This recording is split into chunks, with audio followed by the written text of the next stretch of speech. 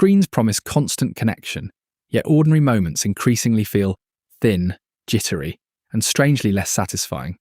People remain reachable all day, but often leave meals, classrooms, meetings, and walks without feeling deeply connected. The problem arises when connection becomes easier than presence, and control feels more attractive than vulnerability. Edited messages feel safer than real-time talk, so difficult feelings get delayed, softened, or avoided.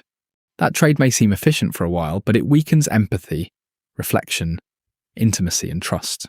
Children lose practice reading faces, adults lose patience for silence, and everyone gets used to partial attention. A middle school dean describes students who can coordinate socially, yet struggle to grasp another child's hurt. At dinner tables and playgrounds, attention shifts toward phones, and conversation loses its developmental work. Ahead are the forces shaping this loss, from solitude and family life to romance, work, politics, and repair. Reclaiming Conversation by Sherry Turkle maps that damage clearly, so subscribe to the channel for more ideas on protecting human attention. Groups now establish a polite norm where everyone is together, but each person remains prepared to exit at any moment. At college dinners, students describe a rule of 3 that allows attention to rotate between people and phones. This rule keeps conversations moving, but it also leaves everyone scanning instead of truly listening. Serious topics get downgraded because a quick glance at a screen signals that the room should lighten up. Even a silent phone changes the atmosphere by making interruptions feel possible at any second. Once interruptions feel likely, people protect themselves with safer topics and smaller disclosures. Cameron notices fewer conversations with the people present, even while texting multiplies with people elsewhere. The result is a social style where contact remains constant, but continuity and warmth start to break apart. People feel in control of distance, timing, and self-presentation, which helps explain why this habit sticks.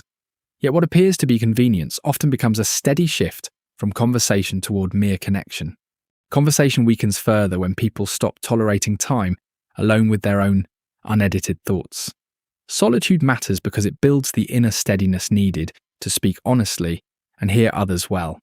The 3 chairs image ties solitude, friendship, and society into one circle rather than separate skills. When that circle breaks, people reach for stimulation before reflection has any chance to deepen. One experiment asked people to sit quietly for 15 minutes without a phone, book, or task. Some had said self-administered shocks were unthinkable, yet several chose them after only minutes alone. Children at a device-free camp sound relieved by quiet, noticing thought, silence, and ordinary scenery again. That relief suggests boredom is not empty space, but a doorway to imagination, empathy, and self-trust. Phones promise rescue from lull and sadness, yet that rescue can keep emotional experience shallow and unfinished. Without practiced solitude, people confuse being alone with loneliness and carry that panic into every relationship. Once solitude fades, self-reflection can be replaced by the desire to perform for an imagined audience. Online spaces prioritize polish, speed, irony, and invulnerability over uncertainty, pauses, or unfinished thoughts. Sharon fears she's investing too much time in crafting a better version of herself for her followers. Her concern extends beyond vanity. She worries about losing the line between genuine emotion and managed display. When identity is primarily shaped through reaction, people cease to practice rigorous attention to their own minds. This weakens empathy, as reading others requires recognizing that appearances do not tell the whole story.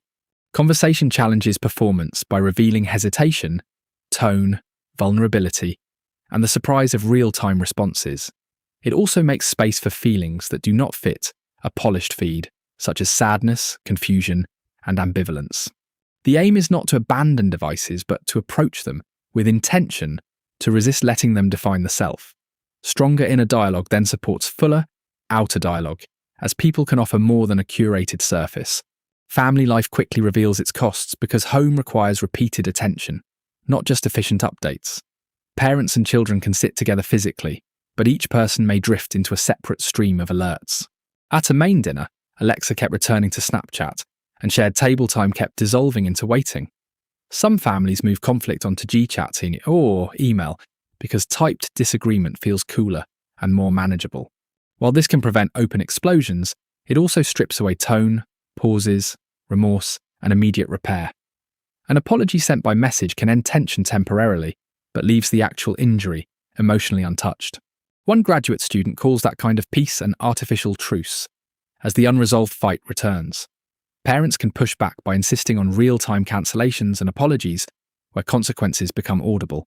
Hearing a grandparent mention roast chicken and ice cream makes another person's disappointment newly real. If this resonates with you, subscribe to the channel for more practical ways to rebuild attention where family habits are formed. Friendship appears abundant through constant messaging, yet the quality of empathy in those exchanges gets strained. Quick outreach feels rewarding because little effort can trigger immediate reassurance from many people at once. Trevor jokes that conversation died in 2009, when sharing on Facebook replaced fuller talk.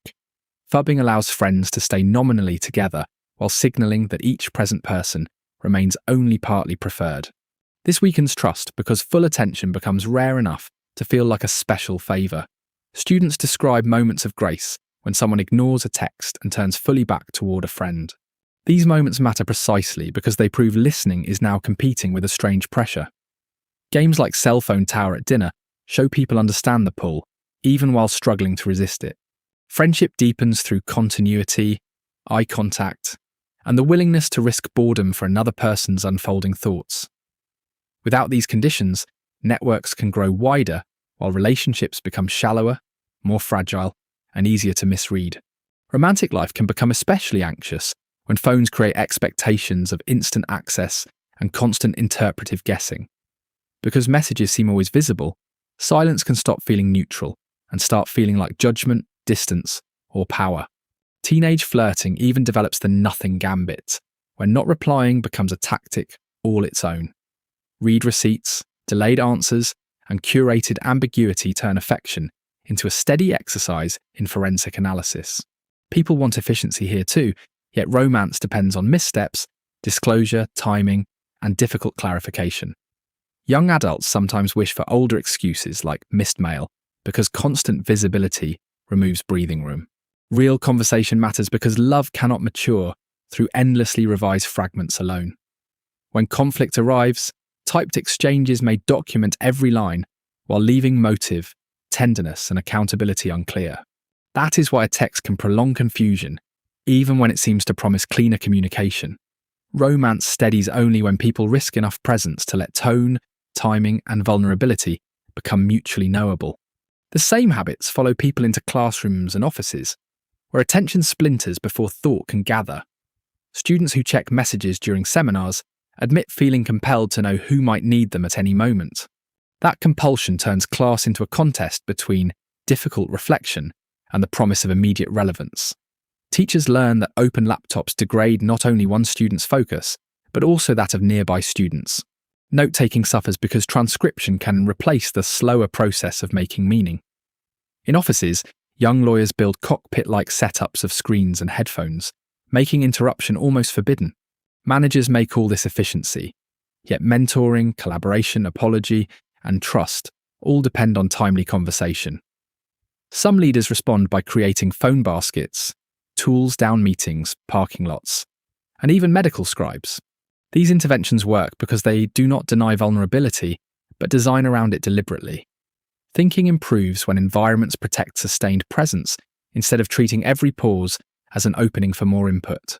Public life suffers when people confuse posting, sharing, and signaling with the slower labour of democratic conversation. Online spaces help organise attention, but they also make it easy to stay inside agreement and avoid friction, which can feel comfortable. The Coney campaign illustrates how quickly moral urgency can turn into a purchasable gesture and a shareable performance. Warm feelings spread quickly, yet hard politics still require history, disagreement, institutions, and durable responsibility.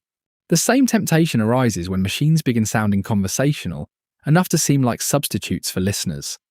Once people accept imitation as sufficient, the standards for care, friendship, and therapy start to drop.